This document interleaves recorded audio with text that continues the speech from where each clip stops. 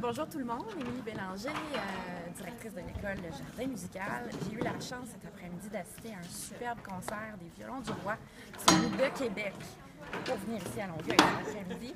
Puis on a la chance d'avoir Mathieu Lucier, qui est musicien, compositeur et chef d'orchestre.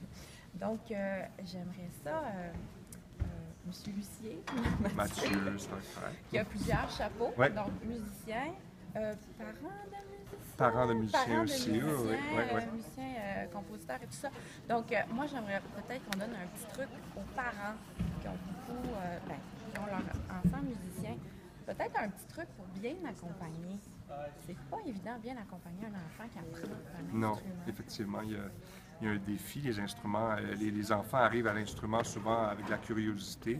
Il y a toujours une période où donc c'est l'apprentissage, c'est le plaisir de la découverte, mais il y a inévitablement aussi un moment où les difficultés les rattrapent, puis le besoin de structurer puis de persévérer. Là, il y a un âge un peu difficile, souvent 9 ans, 11 ans, où la motivation n'est pas toujours là. Je pense il n'y a pas de recette magique, sinon tous les professeurs l'appliqueraient. Je pense qu'il faut garder le plus possible la notion de plaisir, relié à ça, que ce soit pas un devoir tant qu'un plaisir, un moment de détente.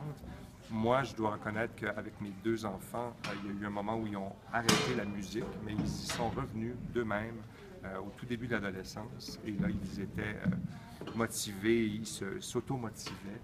Et je savais qu'il y avait un assez grand bagage, l'amour de la musique était là, mais il fallait qu'ils rechoisissent une deuxième fois. Donc, il y a une passage un peu difficile. Dans le cas de mes enfants, c'est pas nécessairement un exemple, puisqu'ils ont deux parents musiciens, et donc il y a une confrontation parent-enfant là-dessus, différent de papa, différent de maman. Mais je pense que si vous êtes capable avec vos enfants de garder le plaisir, que ça reste un jeu, de pas... et à mon avis, moi j'enseigne au niveau universitaire maintenant, mais de ne pas voir ça à la semaine, s'ils n'ont pas pratiqué, s'ils ont mal pratiqué, d'essayer de juste de voir l'objectif à plus long terme et de garder l'instrument, garder le plaisir de la musique avec eux, même s'il y a des années un petit peu moins productives. C'est pas à 9 ou 10 ans que ça va se jouer là, pour leur présence à l'orchestre symphonique ou à Carnegie Hall, je pense. Il faut vraiment penser à long terme, nourrir le plaisir. Exactement, à travers les c'est ça.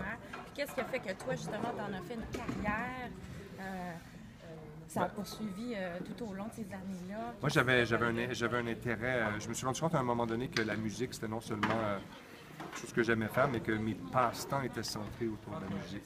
Et moi, ce que j'ai dit et que je vous dis aujourd'hui, c'est que si votre enfant ne se voit pas faire autre chose, n'imagine pas faire autre chose, encouragez-le à aller dans ce milieu. On le sait, c'est un milieu qui est difficile, c'est un monde qui est difficile, mais il faut s'y jeter à fond. Si la personne y va en reculons ou elle n'est pas sûre, il y a plein de moyens de garder la musique dans votre vie.